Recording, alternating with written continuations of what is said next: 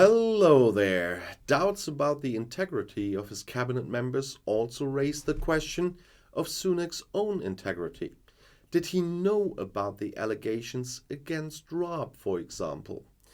Britain's Justice Minister and Deputy Prime Minister Dominic Raab is under investigation over bullying. He's not the first member of the Prime Minister's cabinet to face allegations of bullying. I talked about this in several videos before.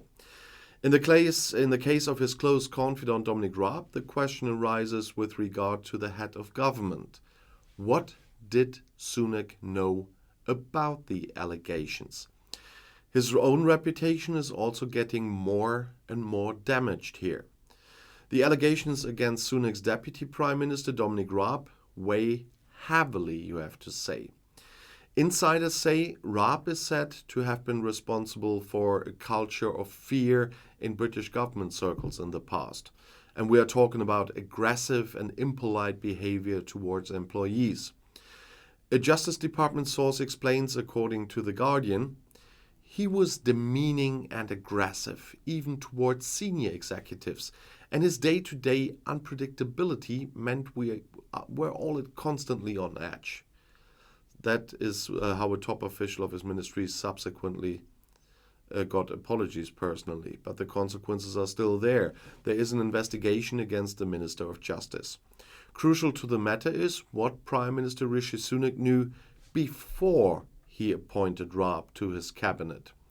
So far, there have been no satisfactory answers to this question because Downing Street is just blocking, and that's not necessarily a good sign.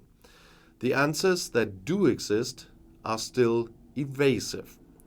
When asked what Sunak knew, a government spokesman just said, the Prime Minister was not aware of any formal grievances at the time of Dominic Raab's appointment.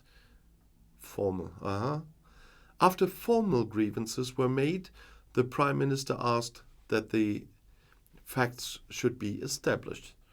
Well, a clear denial of the allegations that Sunak knew something sounds different, because Downing Street once again only refers to formal complaints.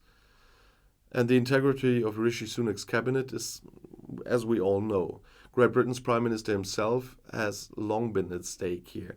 And according to The Guardian, the spokesman should not have referred to informal complaints even after repeated inquiries. But The Times, among others, previously reported that officials drew attention to problems with Raab in previous posts before the appointment. According to British media, officials from all departments he previously managed want to testify in the course of the investigation against Raab. In addition, several people are said to have planned statement, but withdrew out of fear. The opposition Labour Party, led by Keir Starmer, also raises the question of why Raab is still in office. It has long been about much more than Raab's integrity. The Prime Minister's is also at stake here. In the case of Minister Nadhim Zahawi, who resigned over a tax scandal, the Labour Party had also called for Sunak to disclose what he knew. After the premature departure of Gavin Williamson, Nadhim Zahawi, and maybe soon Dominic Raab, Sunak has to put up with questions about his personal decisions. The Tories are currently gambling away their last trust, of which, as polls show, there's hardly anything left anyway. And with me, no, they don't have any left at the moment. And I'll see you in my next video. I'll be back.